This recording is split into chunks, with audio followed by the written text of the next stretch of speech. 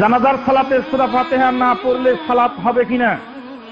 জানাজার সালাতে সূরা ফাতিহা পড়লে সালাত হবে কিনা এই প্রশ্ন সাহাবায়ে কেরাম সালাফে সালেহিন কেউ করেন নাই, আজ পর্যন্ত কেউ করেন নাই। হবে কিনা? আব্দুল্লাহ বিন আব্বাস রাদিয়াল্লাহু তাআলা সূরা ফাতিহা পড়েছেন এবং বলেছেন যে আমি তোমাদেরকে জানিয়ে দিলাম যে সূরা ফাতিহা পড়া সুন্নত, সূরা ফাতিহা পড়া সুন্নত, নবীর তরিকা, এই বলে আমি তোমাদেরকে জানিয়ে দিলাম। এই বলে তিনি জোরে জোরে সূরা ফাতিহা পড়ে জানাজার সালাত আদায় করলেন। জানাজার সালাতে সূরা ফাতিহা পড়ার প্রমাণ বুখারীতে বিদ্যমান। অতএব আমরা জানাজার সালাতে সূরা ফাতিহা পড়ি। সূরা ফাতিহা ছাড়া হবে কিনা অত গবেষণা করার সময় আমাদেরও নাই, আর ওটার প্রয়োজনীয়তা আমরা অনুভব করি না।